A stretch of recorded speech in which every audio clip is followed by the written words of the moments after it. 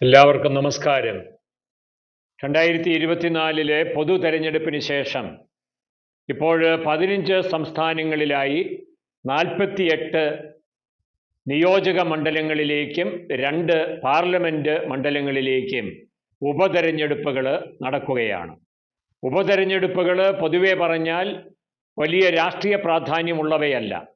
കാരണം അതിൽ ആര് ജയിച്ചാലും ആര് തോറ്റാലും നിലവിലുള്ള രാഷ്ട്രീയ ഘടനയെ അത് വലിയ തോതിൽ ബാധിക്കുന്നില്ല. എങ്കിലും ഉപതെരഞ്ഞെടുപ്പുകളെല്ലാം വലിയ ആഘോഷമായിട്ടാണ് എല്ലാ സമയങ്ങളിലും നടത്തപ്പെടുന്നത്. കാരണം പൊതു തെരഞ്ഞെടുപ്പല്ലാത്തത് കൊണ്ട് നേതാക്കന്മാരെ കിട്ടാൻ യാതൊരു ബുദ്ധിമുട്ടുമില്ല. എല്ലാവരും അവിടെ എത്തിച്ചേരുകയാണ്. അങ്ങനെയാണ് ഉപതെരഞ്ഞെടുപ്പ് കൊഴുക്കുന്നത്. കേരളത്തിൽ 3 മണ്ഡലങ്ങളിലാണ് ഉപതെരഞ്ഞെടുപ്പുള്ളത്. പാലക്കാട്ടും ചേലക്കരയിലും വയനാട്ടിലുമാണ് തെരഞ്ഞെടുപ്പ്. വയനാട്ടിലേത് പാർലമെൻറ്റിലേക്കുള്ള പ്രതിനിധിയെ കണ്ടെത്താൻ വേണ്ടി നടത്തുന്ന തെരഞ്ഞെടുപ്പാണ്. രാഹുൽ ഗാന്ധി അവിടെ ജയിച്ചിരുന്നു.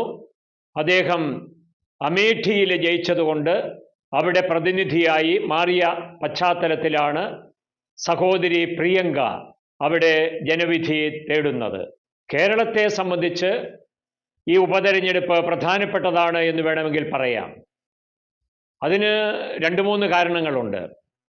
ഒന്നാമത്തേത്, UDFനെ സംബന്ധിച്ചിടത്തോളം തങ്ങൾക്ക് പാർലമെൻറ്റിലേക്ക് കിട്ടിയ വിജയം യാദൃച്ഛികമായിരുന്നില്ല എന്ന് തെളിയിക്കാൻ അവസരമാണ്.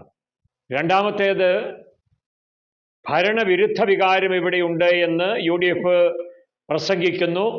അത് ശരിയാണോ എന്ന് പരിശോധിക്കാൻ ജനത്തിന് കിട്ടുന്ന ഒരവസരമാണ്. LDFനെ സംബന്ധിച്ചും ഇത് പ്രധാനപ്പെട്ടതാണ്. ഇവിടെ ഭരണവിരുദ്ധ വികാരമില്ല എന്ന് ഈ തെരഞ്ഞെടുപ്പിൽ വിജയിച്ചുകൊണ്ട് LDFന് തെളിയിക്കാൻ കഴിയും. അതുപോലെ തന്നെ BJPക്കും പ്രധാനപ്പെട്ടതാണ്. തൃശ്ശൂരിലേത് ഒരു ഭാഗ്യ വിജയമായിരുന്നില്ല. അത് BJPക്ക് ഇവിടെ അടിത്തറയുണ്ടായി എന്നുള്ളത് കൊണ്ട് ഉണ്ടായ നേട്ടമാണ് എന്ന് തെളിയിക്കാൻ കിട്ടുന്നൊരവസരമാണ്. അവരെ സംബന്ധിച്ച് പാലക്കാട് സാധ്യതയുള്ള ഒരു മണ്ഡലമാണ്. ഇതിനേക്കാളെല്ലാം പ്രധാനപ്പെട്ട കാര്യം അടുത്ത വർഷം ത്രിതല പഞ്ചായത്ത് തെരഞ്ഞെടുപ്പ് നടക്കാൻ പോകുന്നുവെന്നുള്ളതാണ്. അതിനൊരു മുന്നൊരുക്കമായി കൂടി ഈ ഉപതെരഞ്ഞെടുപ്പ് മാറും. LDFൻ്റെ ഭരണകാലത്ത് 2 ഉപതെരഞ്ഞെടുപ്പുകളും നേടിയത് UDF ആണ്. അത് UDFൻ്റെ വമ്പിച്ച വിജയമാണെന്ന് കരുതാനുമാവുകയില്ല. കാരണം അത് UDF കോട്ടകളായിരുന്നു. പുതുപ്പള്ളിയും തൃക്കാക്കരയും UDFൻ്റെ സങ്കേതങ്ങളാണ്. അവിടെയാണ് 2 തെരഞ്ഞെടുപ്പുകളിലും UDF സ്ഥാനാർത്ഥികൾ വിജയം നേടിയത്. എന്നാൽ ഇപ്പോൾ നടക്കുന്ന ഉപതെരഞ്ഞെടുപ്പ് അങ്ങനെയല്ല. ചേലക്കര കഴിഞ്ഞ 30 വർഷക്കാലമായിട്ട് LDFൻ്റെ പിടിയിലുള്ള മണ്ഡലമാണ്. അത് പൊതുവെ ഒരു ഇടത് ചായ്വുള്ള മണ്ഡലമായി വിലയിരുത്തപ്പെടുന്നു. എന്നാൽ പാലക്കാടിൻ്റെ സ്ഥിതി അങ്ങനെയല്ല. അവിടെ ആർക്ക് വേണമെങ്കിലും ജയിക്കാവുന്ന അവസ്ഥയുണ്ട്. കഴിഞ്ഞ തെരഞ്ഞെടുപ്പിൽ BJP 2ാം സ്ഥാനത്ത് വന്നു എന്നുള്ളതും ശ്രദ്ധിക്കേണ്ട കാര്യമാണ്. അതുകൊണ്ട് ചേലക്കര നിലനിർത്തേണ്ടത് LDFൻ്റെയും പാലക്കാട് പിടിച്ചെടുക്കേണ്ടത് UDFൻ്റെയും നിലനിൽപ്പിൻ്റെ പ്രശ്നമാണ്. വയനാടിൻ്റെ ജയസാധ്യതയെക്കുറിച്ച് ആർക്കും സംശയമില്ല. ഭൂരിപക്ഷത്തെക്കുറിച്ചാണ് ചർച്ച. മത്സരം നടക്കുന്നത് രാഹുൽ ഗാന്ധിയുമായിട്ടാണ് എന്ന് വേണമെങ്കിൽ പറയാം. സഹോദരനേക്കാൾ കൂടുതൽ ഭൂരിപക്ഷം സഹോദരി നേടുമോ എന്ന് അറിയാനാണ് എല്ലാവരും കാത്തിരിക്കുന്നത്. രാഹുൽ 2 തവണ ജയിച്ചല്ലോ. 3.5 ലക്ഷത്തോളവും 4.25 ലക്ഷത്തോളവും ഭൂരിപക്ഷത്തിലാണ് ആ ജയമുണ്ടായത്. അതിന് മുകളിൽ ഭൂരിപക്ഷം കിട്ടുമ്പോഴാണ് സഹോദരൻ്റെ മേൽ സഹോദരിക്ക് വിജയമുണ്ടായി എന്ന് പറയാൻ കഴിയുക. ഏതായാലും വലിയ ആവേശത്തിലാണ് വയനാട് എന്നാണ് അവിടെ നിന്നുള്ള റിപ്പോർട്ടും കൊട്ടിക്കലാശത്തിൻ്റെ ദൃശ്യങ്ങളും നമ്മെ ഓർമ്മപ്പെടുത്തുന്നത്. ആര് ജയിച്ചാലും നേതാക്കന്മാർ ഓർത്തിരിക്കേണ്ട കാര്യമുണ്ട്. അത് ഈ ഉപതെരഞ്ഞെടുപ്പിനെ സംബന്ധിച്ച് മാത്രമല്ല, ഏത് തെരഞ്ഞെടുപ്പ് വന്നാലും മനസ്സിലാക്കേണ്ടുന്ന കാര്യം നേതാക്കന്മാരുടെ ശൈലിയൊന്നും മാറിയിട്ടില്ല. പക്ഷേ അവരെ തിരഞ്ഞെടുക്കുന്ന വോട്ടർമാരുടെ രീതികൾ മാറിക്കൊണ്ടിരിക്കുകയാണ്.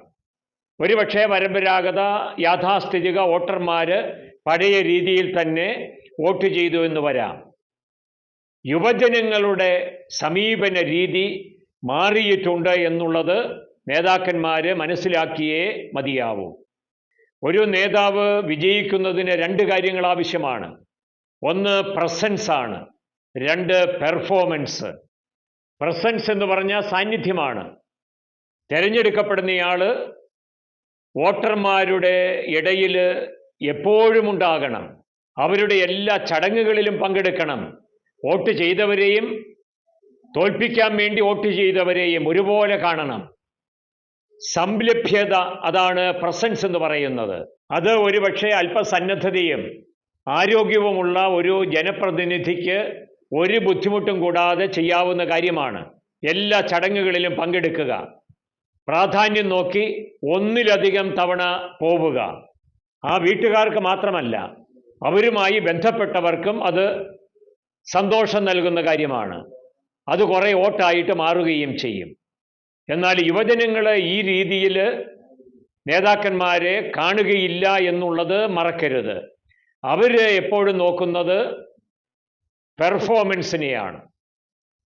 അവർ എങ്ങനെയാണ് കാര്യങ്ങൾ ചെയ്യുന്നത്, നേതാക്കന്മാർ വഴി ഞങ്ങൾക്കെന്താണ് കിട്ടുക, നാടിനെന്ത് പുരോഗതിയാണ് ഉണ്ടാവുക, അങ്ങനെയുള്ളവരെ തിരഞ്ഞെടുക്കാനാണ് അവർക്ക് താല്പര്യം. പ്രത്യേകിച്ച് ഇപ്പോൾ ഈ അമേരിക്കൻ തിരഞ്ഞെടുപ്പ് കൂടി കഴിഞ്ഞ സാഹചര്യത്തിൽ എന്തുകൊണ്ട് ട്രംപ് ജയിച്ചു എന്ന് എല്ലാവരും പരിശോധിക്കുന്നുണ്ട്.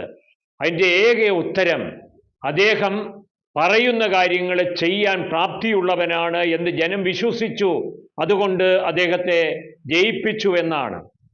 ട്രംപിൻ്റെ സ്വഭാവ പ്രത്യേകതയനുസരിച്ചും പ്രായത്തിൻ്റെ പരിഗണന വെച്ചുമൊക്കെ നോക്കുമ്പോൾ അദ്ദേഹത്തിന് ഇത്രയും ഉന്നതമായൊരു വിജയം ലഭിക്കാനുള്ള യാതൊരു സാധ്യതയും ഉണ്ടായിരുന്നില്ല. പക്ഷേ സാമ്പത്തികമായി രാജ്യം വളരും, തൊഴിൽ ഉറപ്പാകും, അത് യുവജനങ്ങൾക്ക് പ്രയോജനപ്പെടും എന്നൊക്കെ കണ്ടാണ് രാജ്യത്തിൻ്റെ വളർച്ചയും സുരക്ഷയും ഉറപ്പാകുമെന്ന് കരുതിയാണ് അദ്ദേഹത്തെ വലിയ മേൽക്കൈയുള്ള ഒരു വിജയത്തിലേക്ക് അമേരിക്കൻ ജനത തിരഞ്ഞെടുത്തത്. ഇതൊക്കെ വായിക്കുകയും പഠിക്കുകയും ചിന്തിക്കുകയും ചർച്ച ചെയ്യുകയും ഒക്കെ ചെയ്യുന്ന യുവജനങ്ങൾ നമ്മുടെ രാജ്യത്തെ നേതാക്കന്മാരെക്കുറിച്ചും ഈ വിധത്തിലാണ് ചിന്തിക്കുക. പെർഫോം ചെയ്യുന്നവരെ, തങ്ങൾക്ക് നൽകുന്നവരെ വിജയിപ്പിക്കുന്ന ഒരു കാലം നമ്മുടെ മുൻപിലുണ്ട് എന്നുള്ളത് മറക്കരുത്. അതുകൊണ്ട് പ്രസൻസും പെർഫോമൻസും ഒരുമിച്ച് കൊണ്ടുപോകാൻ രാഷ്ട്രീയ നേതാക്കന്മാർക്ക് സാധിക്കണം.